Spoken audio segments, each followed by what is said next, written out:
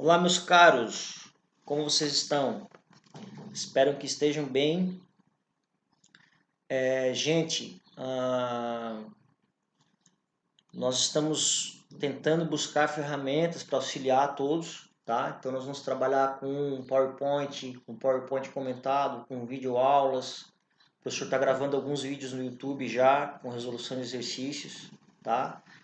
Conforme o passar do tempo, as coisas vão melhorando. Então, peço que todos tenham paciência, vão seguindo os seus cronogramas, vão trabalhando, ok? Semana que vem já vamos começar uma atividade com valendo nota, ok? O ideal seria que você estivesse vendo a minha imagem nesse momento, mas o meu software aqui, a minha câmera não conversa com o PowerPoint, tá?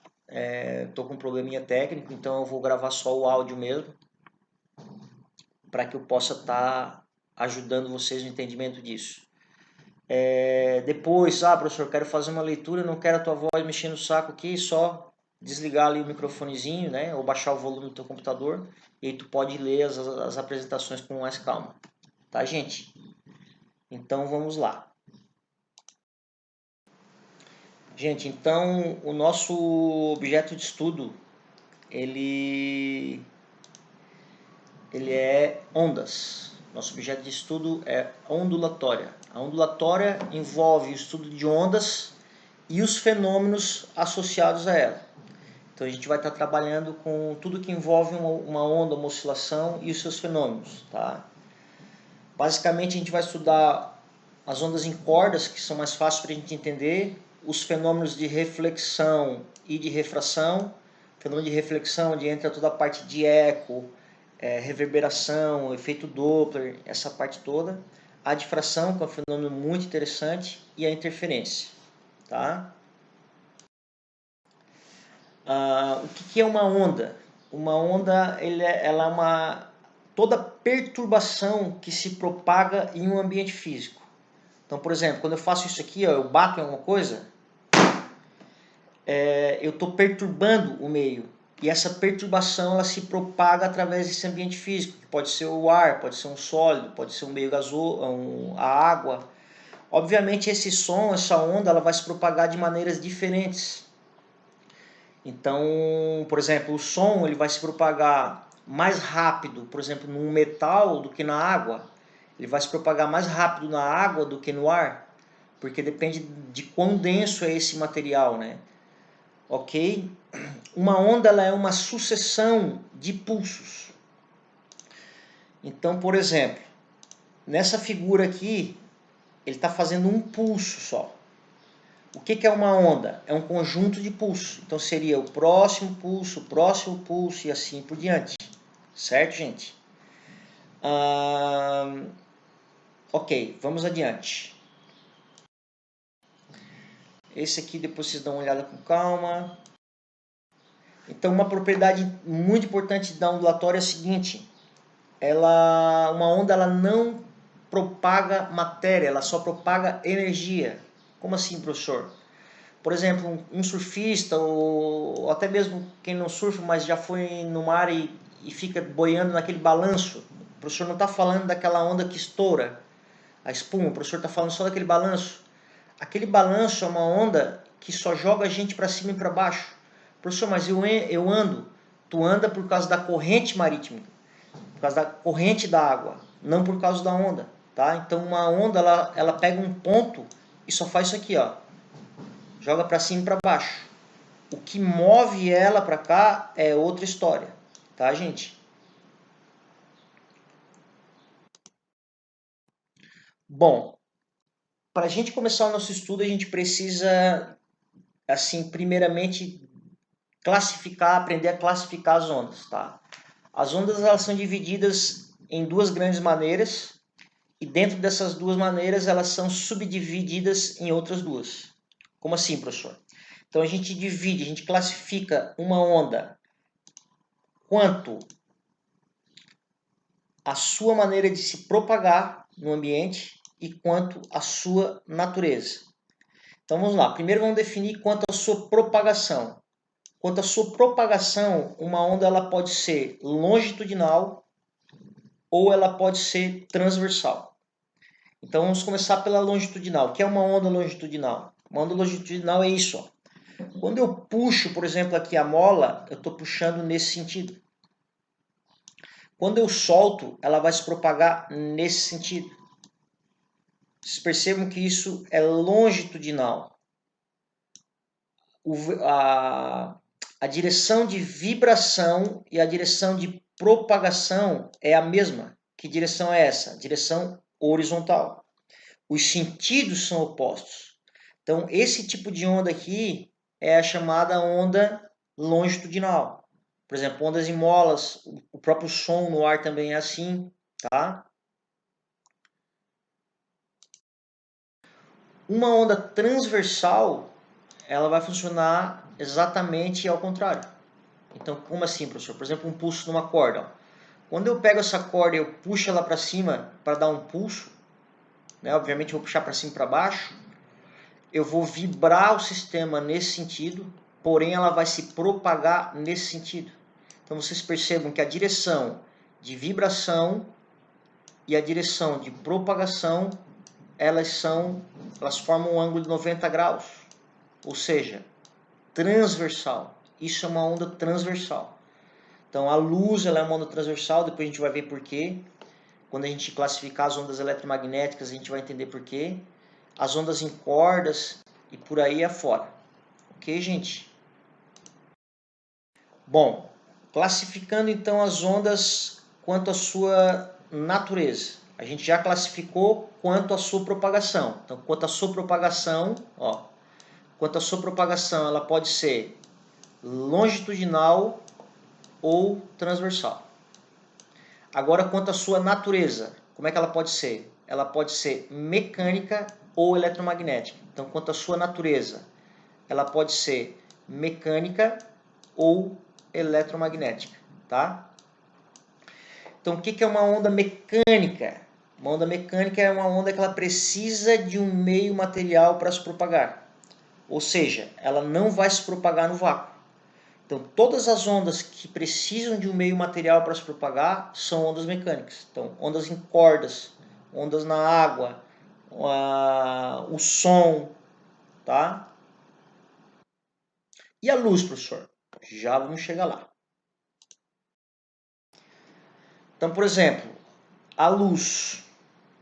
A luz ela vai fazer parte de uma onda eletromagnética. O que é uma onda eletromagnética? O próprio nome já diz. É a junção de um pedaço de um campo elétrico e de um pedaço de um campo magnético. Como a gente ainda está na física 2, a gente não, isso vocês vão aprender em física 3, o professor não vai entrar muito nesses detalhes para não confundir muitas coisas. Mas basicamente, as ondas eletromagnéticas, primeiro, uma coisa importante, todas as ondas eletromagnéticas são transversais, tá? Por conta disso, por conta do campo elétrico e do campo magnético. Porque o campo elétrico ele vai numa direção e o campo magnético ele vai em outra assim, ó. Então eles sempre vão se propagar, eu disse que não ia entrar muito em detalhe, mas já estou entrando, né? Eles sempre vão se propagar 90 graus um com o outro. Então todas as ondas eletromagnéticas necessariamente são transversais. Porém, nem todas as ondas, todas as transversais são eletromagnéticas, tá? Então, gente, aqui o espectro das frequências, né? Esse é o espectro da frequência visível, que vai do vermelho até o violeta. A partir daqui, o ser humano normal não enxerga, então a gente chama de ultravioleta. E daqui para baixo, o ser humano também não enxerga, a gente vai chamar de infravermelho. Certo, gente? Professor, mas pô, no controle remoto e tal, não sei o que, eu vejo o infravermelho. Não, tu não vê o infravermelho. Tu não é sobrenatural, a não ser que tu seja sobrenatural. O que tu estás vendo ali é esse pedacinho aqui, ó, do vermelho. Tá? Ele está muito próximo aqui do infravermelho. O infravermelho que está por trás daquilo ali a gente não vê. O que a gente vê é só o vermelho mesmo, tá, gente? Aqui a gente tem um espectro, né, de grande parte de muitas frequências, né? Então vocês percebam que como o ser humano é limitado, né, cara, a gente enxerga só esse pedacinho aqui, ó. Esse é só o pedaço que a gente enxerga. Então toda a parte de ultravioleta, raio-x, raio gama, raios cósmicos, parte de micro-ondas, ondas de rádio. As ondas de rádio, isso aqui é interessante também, a gente vai discutir em sala de aula melhor. Elas são moduladas de maneira FM e de maneira AM, né? AM está com os dias contados na rádio, e eu deixo como sugestão para quem tiver interesse nesse tipo de coisa, procurar o porquê. Né? Na verdade, eu deixo como sugestão de estudo aqui para vocês, ó, do FM e do AM. Pesquisar qual que é a diferença, eu vou deixar uma tarefa mesmo para todos, pesquisar qual que é a diferença entre a modulação FM e AM. Obviamente, quando tu for fazer isso, tu vai perceber que existem vantagens e desvantagens para eu ter AM e a FM. A FM tem vantagens e desvantagens, assim como a AM. E por que então que a gente vai acabar desativando por completo a AM, né? Nas redes de rádio popular, digamos assim. É bem legal essa análise aqui, tá, gente? Aqui novamente o espectro de cores, que a gente já falou, tá? Aqui, gente, é o seguinte, esse slide é bem importante. A gente já viu na nossa última aula presencial, né, o que é o período. O período é o tempo necessário para completar uma oscilação. Então, uma oscilação ela vai começar assim, isso é uma meia oscilação, e ela vai terminar assim. Porque se eu cortar isso aqui, ó, eu tenho 2 meios ciclos. E aí, se eu junto, eu tenho um ciclo inteiro, percebam? Então, o período é o tempo necessário para fazer isso aqui. Então, nesse caso aqui, por exemplo, dessa figura, eu tenho quantos períodos? Eu tenho um período até aqui e eu tenho mais uma metadinha. Então, eu tenho um período e meio, né?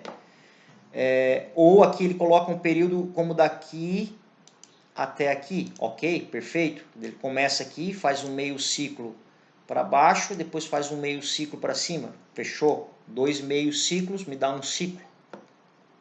A distância daqui até aqui, a gente também já viu que é a amplitude, que a gente pode chamar de A, a gente pode chamar de YM.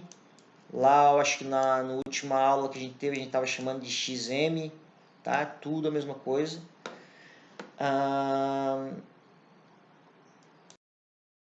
O comprimento de onda é o tamanho da onda. Então, ó, a onda começa aqui, ela vai daqui até aqui, ok? Isso é um comprimento, o tamanho dela. Ah, professor, mas ele está medindo de diferente aqui, ele está medindo daqui até aqui, beleza? Olha só, daqui até aqui também dá, porque aqui eu tenho um meio ciclo, aqui eu tenho um quarto de ciclo e aqui eu tenho outro quarto de ciclo. Né? Resumindo, eu tenho um meio ciclo para baixo, um quarto de ciclo para cima e um quarto de ciclo para o outro lado. Então, juntando isso, eu vou ter 2 ciclos. Então, o comprimento de onda, essa letrinha, para quem não conhece, acredito que todos conheçam, chama lambda, tá? E ela mede o tamanho de uma onda.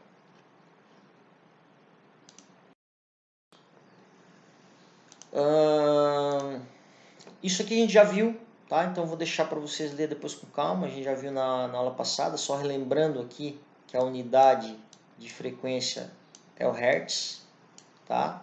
Não se esqueçam sempre que a gente tem nomes maiúsculos. Desculpa, quando a unidade vem de um nome próprio, a gente começa com a letra maiúscula. Só uma formalização, né? Aqui também vou deixar para vocês. Aqui foi tudo que eu já falei, ó. Amplitude, o ponto, né? Esse ponto não é o ponto daqui até aqui. Tem muita gente que confunde isso. É esse tamanho aqui, ó. É a amplitude. O comprimento de onda a gente já viu. Esses pontos a gente chama de crista. Esses pontos a gente chama de vale, tá? Muito bem. Aí vem a equação fundamental da ondulatória. V igual a lambda vezes F. O V é a velocidade, o lambda é o comprimento de onda e a frequência é Hertz. Ok, gente? Então, qual que é a unidade do comprimento de onda, professor? A unidade do comprimento de onda é de comprimento. A unidade é o metro. E a unidade da frequência? A unidade da frequência é o Hertz.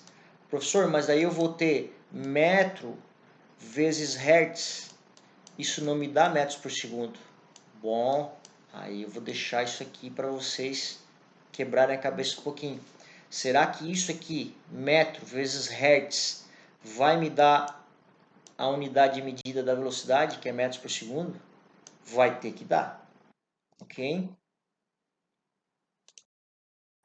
Então tá aqui, que a gente já falou. Isso aqui eu vou deixar para vocês também.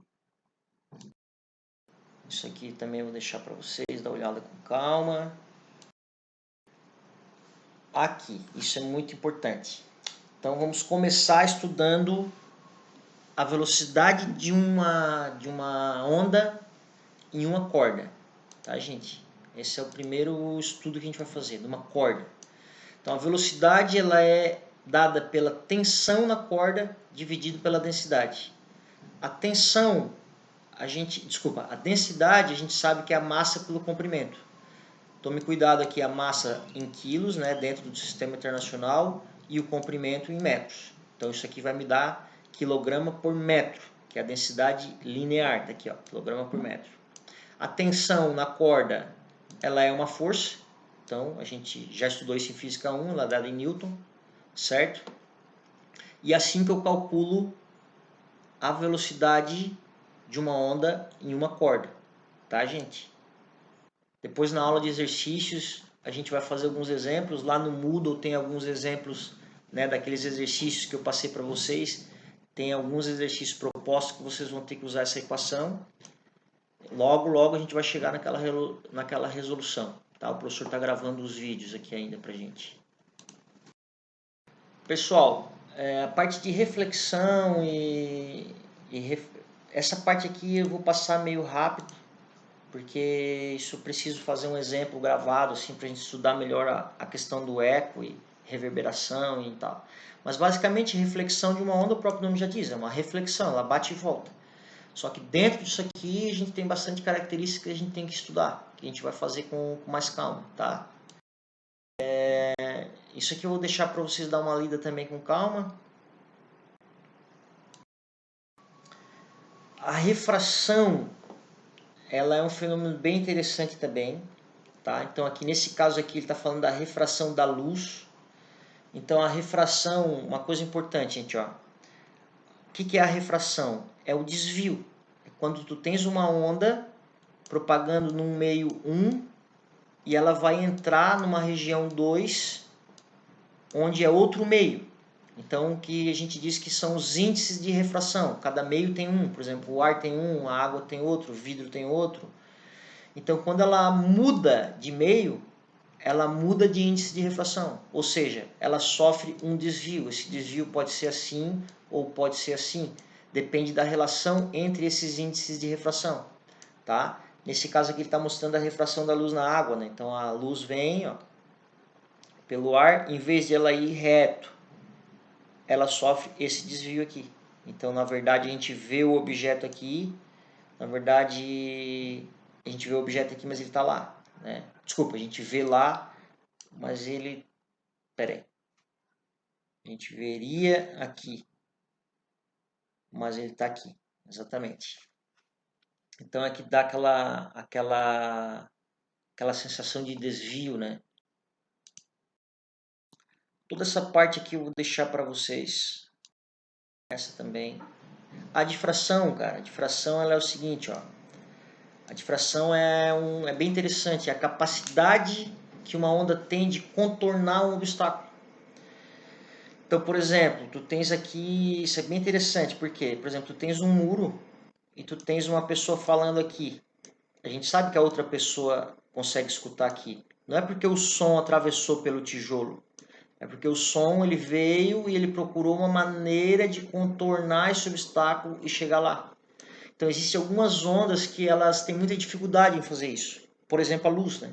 Então se eu tenho o mesmo muro e eu coloco uma lanterna aqui, um feixe de luz aqui, ele não atravessa e ele também não vai fazer isso aqui, ó. Né? Então a luz ela não faz curva. Não é que a luz não difrata, a luz difrata. Mas para ela difratar, a gente precisa de uma condição muito especial que a gente não vai se ater agora, tá? Mas esse fenômeno é bem interessante. É o fenômeno que, graças a Deus, nos permite a nossa comunicação, né? Via celular, via Wi-Fi, via isso tudo. Por exemplo, o Wi-Fi é comum lá tu tens na tua casa o teu roteador em algum ponto. E aqui é a tua casa, o quarto, a sala, a cozinha e tal. Ah, professor, na sala não pega direito, no quarto pega melhor, não entendo, é o mesmo roteador. Claro, porque a onda vai sair do roteador e ela vai procurar, ela vai encontrar obstáculos pela frente, ela vai contornando esses obstáculos. Então, às vezes, ela vai chegar num ponto lá onde está o teu computador, às vezes é um ponto cego, ela não conseguiu chegar até lá, ou ela chegou lá já bem fraquinha, sabe? Então, isso é normal. Mas, ao mesmo tempo, a difração de ondas eletromagnéticas, no caso, por exemplo, as ondas de rádio, de transmissão, né? É um negócio fantástico, né, gente? Porque tu imagina num apartamento, tu estás dentro do apartamento, teu computador está aqui. Por exemplo, por exemplo, no caso de um rádio, né? E a antena está lá longe, a antena que forneceu isso aqui. E essa onda ela vem pelo ar. E ela vai ter que chegar no teu rádio, na antena do teu rádio. Né? Então, eu gosto das crianças porque elas fazem perguntas diretas, né? Elas são inocentes. Uma vez uma criança, eu estava explicando isso, e uma criança perguntou ao professor, mas como é que essa onda alcança? E a resposta é uma resposta de criança também. Ela entra, ela contorna, ela vai contornar obstáculos e ela vai entrar por algum lugar, por alguma fresta, fresta é um nome feio, na física a gente usa fenda, né? Por algum buraquinho ela vai entrar, então ela vai contornar aquele obstáculo e vai chegar lá, né? Claro que tem situações, dependendo da potência, é muito difícil disso acontecer, então fica bem complicado, né? Então chega bem fraco o sinal, não pega e tal. Pessoal, essa parte de interferência eu vou deixar para vocês dar uma lida com calma, tá? Mas basicamente o que nos interessa nesse momento é o que a gente chama de interferência construtiva e interferência destrutiva. Uma interferência construtiva é quando duas ondas se encontram dessa maneira, por exemplo, ó, uma está vindo assim e a outra está vindo assim, de frente, elas vão bater. Então, quando elas se bater assim, quando elas se encontrar assim, o que, que vai resultar? Vai resultar num negócio assim, ó, vai se somar, essa parte vai se somar com essa, ó. Então, eu tenho uma interferência construtiva. Se isso aqui tem uma amplitude 1, isso aqui tem uma amplitude 2, a amplitude dessa aqui vai ser a soma das duas. E a interferência destrutiva ela acontece quando as ondas se encontram, mas elas estão vindo dessa maneira. Tipo, uma está vindo assim e a outra está vindo assim. Então, quando elas se encontram, elas estão em oposição de fase. Então, o que, que acontece nesse ponto? Elas se anulam. É exatamente isso que acontece. Que é isso que eu estava falando, está explicadinho aqui agora. Depois dá uma lida com a mesma coisa que eu estava falando, ó, onda construtiva, né? Interferência construtiva, as duas se encontram, soma, depois cada uma segue ao normal. Destrutiva, as duas se encontram, se anula e depois cada uma segue ao normal. Isso é muito fácil de observar no oceano, né? Quando a gente vem uma onda vindo assim e vem uma outra ondinha vindo ao contrário. Quando as duas se encontram, dá aquela subida assim, e depois cada uma segue o seu curso normal, né? Pessoal, essa parte é uma parte que eu particularmente gosto muito, que é a parte de acústica. A parte de acústica é a parte de estudo do som. Quem faz engenharia mecânica, lá no final do curso tem uma disciplina chamada Vibrações de Acústica. Vai estudar isso aqui com muito mais detalhes. É uma coisa interessante, né? Que a gente, como eu tinha falado no início, a velocidade do som depende do meio de propagação. Então e também depende da temperatura, claro. Então, no sólido, no líquido, no gás, elas vão se propagar com velocidade diferente, tá? Quanto maior a temperatura, maior a velocidade do som. Bom, uma coisa interessante é que o ser humano, quando ele nasce, quando ele é jovem, ele escuta de 20 Hz a 20 mil Hz, né? Eu já estou na faixa dos 40 e o último exame que eu fiz, eu já não escuto mais o 20 Hz, já estou muito longe dessa frequência e estou muito longe dessa frequência também. Por conta da minha profissão, que é por incrível que pareça, a profissão de professor, ela não é uma profissão silenciosa, a escola é um ambiente muito barulhento, né? E a gente tem que falar alto para chamar a atenção de vocês, então eu acabei perdendo. E a minha família também já é genético, meus tios todos são surdos, todos falam gritando, parece que estão se brigando. Então eu já estou bem bem longe dessa faixa de frequência aqui, né? Eu não escuto o grave e nem o agudo. O grave, um som grave, é um som com frequência baixa. Um som agudo é um som com frequência alta. Então, por exemplo, dentro da escala musical, a gente tem o dó, o ré, o mi, o fá, o sol, o lá e o si, né? Então, essas são as frequências naturais ali, fundamentais, né? Então, a frequência dó, ela é uma frequência menor do que a frequência si. E uma frequência menor, ela tem essa característica, ó. Ela é uma onda mais aberta, o comprimento de onda dela é grande. Uma onda mais aguda, ela tem essa característica, ó. O comprimento de onda é mais juntinho, sabe? Então, por exemplo, o dó, ele tem uma frequência grande, então ele tem uma frequência pequena, então ele tem um comprimento de onda grande. A gente pode observar por essa equação, ó, né? Que lambda é igual a V sobre F. Então, o lambda e o F, eles são grandezas inversamente proporcionais. Então, se a frequência é pequena, o comprimento de onda é grande. Se a frequência é grande, o comprimento de onda é pequeno. Então, nesse caso aqui, ó, o comprimento de onda é grande, a frequência é pequena. A frequência pequena, ele é um som grave. Nesse caso aqui, ó, o comprimento de onda é pequenininho. Então, a frequência é grande, a frequência é alta, ele é um som agudo. Então, na escala musical, o si ele é mais agudo do que o dó. Por exemplo, o dó, o ré ele é mais agudo do que o dó. Dó, ré, mi. O mi é mais agudo do que o ré. E assim sucessivamente. E se vocês perceberem dentro da escala musical, né, se tu começar a prestar atenção no som, ele vai afinando. Ele começa dó, ré, mi, fá, sol, lá, si, ó, si. Tá vendo? Uma frequenciazinha bem agudinha. Depois disso, começa uma outra escala musical. Por exemplo, se tu pegar um piano, ele vai ter lá várias teclas, né? Vai ter, não sei quantas teclas tem num piano, mas começa lá com o dó, ré, mi, fá, sol, lá, si. Acabou. É a primeira oitava de notas, as primeiras sétimas de notas, né? Então a próxima nota vai ser o que a gente chama de primeira oitava, ou seja, ela é mais acima. Então começaria assim, a primeira tecla seria uma tecla bem grossa, o primeiro dó bem grave. Começa aqui, ó, dó, ele vai dó, ré, mi, fá, sol, lá, si. Daí ele começa de novo num dó, só que num dó mais alto.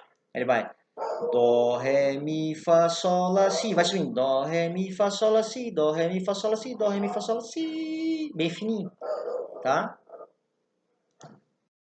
Gente, aqui a gente tem um exemplo que a gente já sabe, a gente vivencia bem isso, né? Que é comum a gente escutar primeiro, a gente vê primeiro o relâmpago e depois a gente escutar, porque claro, tu imagina a hora que o relâmpago cai, o som se propaga com 340 metros por segundo. Eu estou aqui, vamos supor, ó, eu aqui, ó.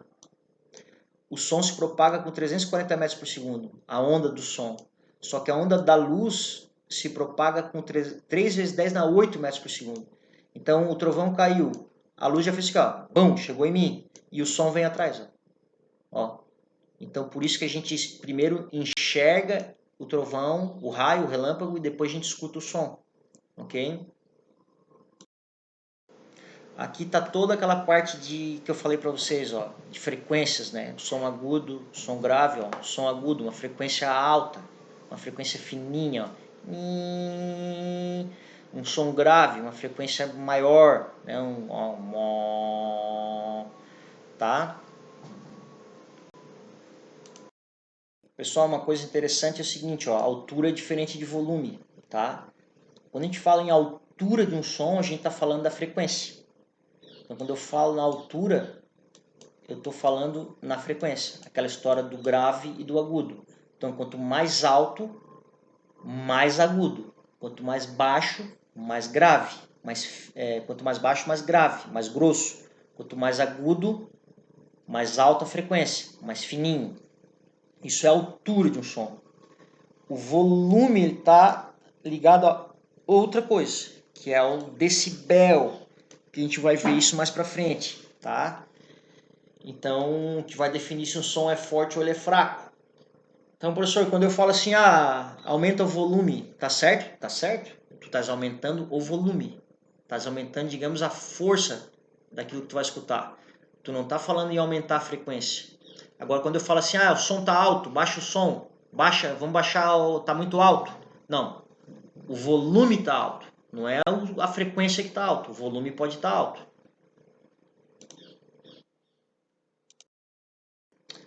Pessoal, aqui ó, a intensidade do som, ela vai ser representada pela letra I. Existe uma equaçãozinha para a gente calcular ela. Essa intensidade ela é calculada pela potência da fonte dividido pela área, tá? Isso aqui fica um pouquinho confuso agora, mas já vai ficar um pouquinho mais claro, tá? E isso aqui, ó, o limiar da audição é o som, é a intensidade mínima que a gente consegue escutar, tá? Vamos ver se fica mais claro um pouquinho mais para frente. Então, por exemplo, ó, em nosso estudo, iremos considerar que a onda se propaga igualmente em todas as direções. Isso a gente fala que é uma fonte, que quem gerou esse som foi uma fonte pontual, ou seja, uma fonte com um ponto, assim, ó. Então acontece que ela gera para todas as direções de maneira igual, vai saindo como se fosse uma esfera, ó, essa onda, ó. Como se fosse não, ela sai como uma esfera, porque a fonte é um ponto. Então ela emite radialmente para todos os lados. Então, como é que eu calculo essa área? Essa área, ela é a superfície da própria esfera. Então, se eu pegar um ponto aqui, como é que eu calculo a intensidade sonora aqui? Bom, eu vou pegar essa área, que ela é a área de uma casca esférica aqui, ó, e eu preciso saber qual é a potência da fonte, né? Então, a área vai ser a área de uma esfera. Percebam o seguinte, gente, ó, que a intensidade sonora depende da área, né? Então, pensa comigo. Se a fonte está aqui, o alto-falante está aqui, ela vai mandando sinal assim, ó. Eu tô aqui, ó, sabe? Tô escutando. Perceba o seguinte, ó. Conforme vai se afastando da fonte, essa área vai aumentando, ó, né? Que óbvio, essa área depende do raio. O raio é a distância da fonte até onde tu queres. Então essa área vai ser maior. Então se essa área vai ser maior, ó, inversamente proporcional, a potência do alto-falante é a mesma, não muda. Essa área é maior, a intensidade sonora ela diminui. Tá vendo? Então por isso quanto mais longe eu escuto com menos intensidade o som.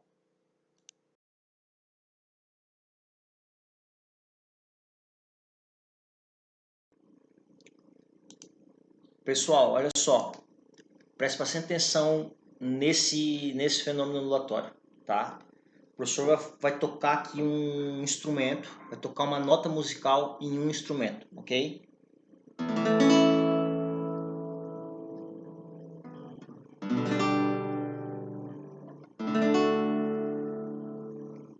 Bom, então é o seguinte, vamos lá. Primeira coisa, vocês não estão vendo qual é o instrumento que o professor está tocando, mas é bem fácil de identificar esse instrumento, né? Respondo aí cada um no seu computador aí, mentalmente, qual é o instrumento que eu estava tocando. Então percebam o seguinte, primeira coisa, é um instrumento de corda. A segunda coisa, bom, é um instrumento de corda, pode ser um violão, pode ser uma guitarra, pode ser um violão de 12 cordas, de 6 cordas. Vou tocar de novo uma outra nota, percebam. É uma nota musical afinada, o professor acabou de afinar o violão, então é uma nota musical. Mas e aí, professor, que nota que é essa?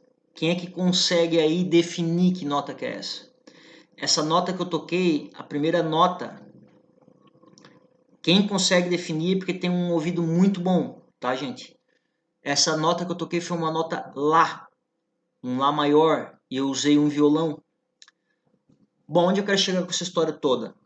Se eu não estou vendo qual é o instrumento e vem alguém e toca um violão com uma nota Lá, vem uma outra pessoa e toca uma guitarra com uma nota Lá, e vem uma outra pessoa e toca um contrabaixo com uma nota Lá, ou uma flauta e assim por diante, o que acontece? A gente consegue diferenciar essas, por exemplo, a nota é a mesma, então consequentemente ela tem a mesma frequência, mas a gente consegue diferenciar por quê? Pelo timbre. Só que o timbre ele é uma característica interessante porque o timbre ele é uma qualidade fisiológica do ser humano que permite distinguir sons de mesma frequência emitidos por fontes diferentes. Como assim, professor? Vou pegar, por exemplo, aqui, ó, um violão de 6 cordas e um violão de 12 cordas. Tá? Eu toco nesse violão uma nota Lá e eu toco nesse violão uma nota Lá. Eu consigo diferenciar que são instrumentos diferentes, apesar de eles terem a mesma frequência, que é a mesma nota, pelo timbre, eles possuem uma qualidade diferente. Só que assim, professor, eu não consigo diferenciar. Claro, porque lá no início eu falei, é uma qualidade fisiológica, ou seja, depende de ser humano para ser humano. Tem ser humano que consegue diferenciar mais do que outros, sabe? Ok, quando a gente voltar pessoalmente, eu vou voltar a falar nisso aqui, porque isso aqui é muito interessante, tá, gente? Bom, gente, olha só. Esse fenômeno aqui, ele é muito importante. Nessas aulas que eu estou gravando, eu vou gravar alguns exemplos do efeito Doppler. Já pode anotar aí, uma questão da prova vai ser sobre o efeito Doppler, tá? O que é o efeito Doppler? O efeito Doppler, basicamente, ele é o seguinte. Eu preciso de uma fonte sonora, pode ser uma buzina, qualquer coisa que emita um som. Eu preciso de um observador e eu preciso ter movimento relativo entre eles. Esse movimento relativo significa o quê? A fonte pode estar parada e o observador pode estar se aproximando. A fonte pode estar parada, o observador pode estar se afastando. Ou ao contrário, o observador parado e a fonte se aproximando ou se afastando. A fonte e o observador se aproximando. A fonte e o observador se afastando. Ou até mesmo os dois andando no mesmo sentido. Obviamente com velocidades diferentes. Porque se eles estiverem com a mesma velocidade, eles não possuem movimento relativo entre eles. Então eles podem sim estar andando no mesmo sentido, só que com velocidades diferentes. Então quando eu tenho isso aqui, eu tenho o chamado efeito Doppler, ou seja, esse cara, essa fonte, me emite uma frequência. Só que como eu estou me aproximando dessa fonte ou me afastando, ou seja, eu tenho algum movimento em relação a essa fonte, o som que eu percebo, ele tem uma frequência diferente. Então ele vai ter uma frequência mais aguda ou uma frequência mais grave. Depende das características desses caras, das velocidades, se eles estão se aproximando ou se afastando, tá? Então, por exemplo, aqui, ó, eu tenho uma fonte e eu tenho um observador, certo? Esse observador está se aproximando dessa fonte. Então, quando existe aproximação, o que acontece? A frequência percebida pelo observador ela é maior do que a frequência que ele realmente manda. Se acontece ao contrário, se esse bonequinho estivesse indo para lá, se afastando da fonte, a frequência que ele percebe é uma frequência diferente. Vou dar um exemplo mais claro. Tu estás aqui, ó, na beira de uma rodovia, tá? Isso aqui é a estrada, ó, ok? E vai passar um carro aqui em altíssima velocidade por ti, certo? Então o que eu tenho aqui? Eu tenho duas situações. Uma situação que é uma situação de aproximação, depois uma situação de afastamento. Então, na aproximação, a frequência que eu vou perceber, desculpa, é uma frequência maior.